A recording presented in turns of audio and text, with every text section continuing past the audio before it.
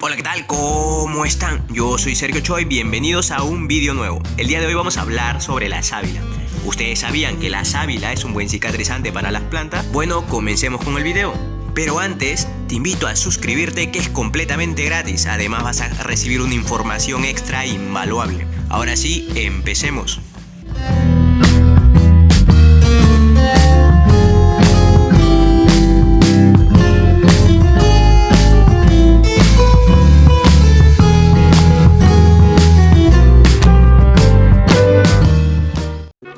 Segundos más tarde. La sábila es una planta de origen arábico y del noreste de África. Su nombre árabe va a ser sabaira, que significará amargo. ¿Y para qué nos va a importar el origen? Pues sencillo, son lugares calurosos, con pocas lluvias. Entonces la sábila va a ser una planta tolerante al sol y va a soportar sequías, ya que ya sabemos el sitio de origen de donde ella viene. Ya miren, ahora viene lo interesante. Esta planta ya fue extendida por todo el mundo, ¿cierto? Por sus propiedades medicinales, curativas, que ya todos deben saber seguro. Y luego de tanta adaptación, climatización en distintos lugares, la sábila tolera el sol. Eso ya todos lo sabemos. Pero no va a ser su clima ideal. ¿Por qué? Porque el sol de la tardecita, desde las 11 hasta las 3, suele quemarla demasiado.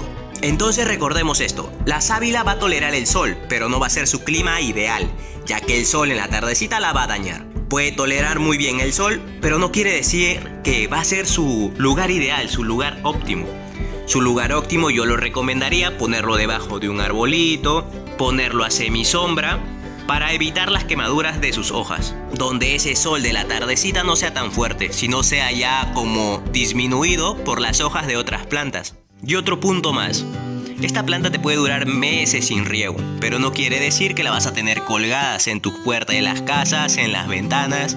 Esta sábila, esta planta merece un respeto. Igual que otro tipo de planta, va a necesitar una macetita o plantarla directo al suelo.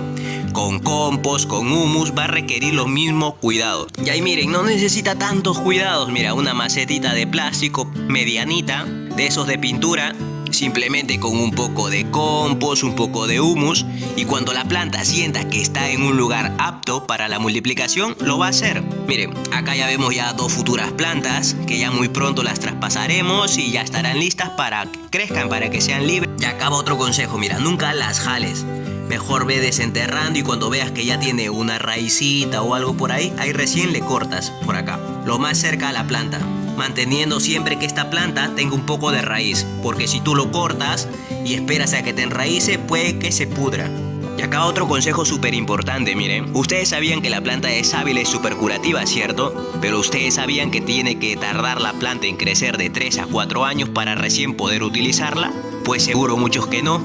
Y eso se debe a que la planta, cuando es joven, echa mucho látex. El látex es un buen fungicida natural, un buen cicatrizante para esas podas de las plantas. O sea, la sábila te va a ayudar mucho en la cicatrización de otras plantas.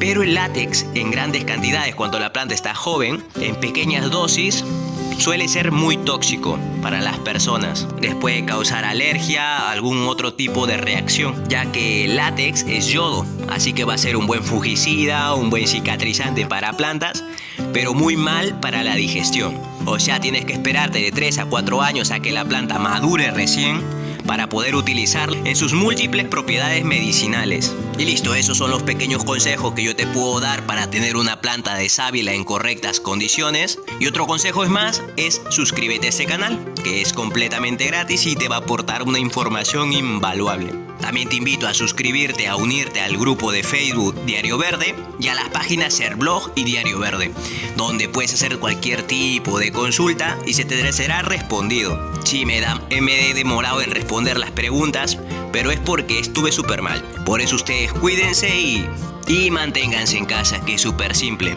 Nos vemos hasta un siguiente vídeo. Hasta luego. Bye.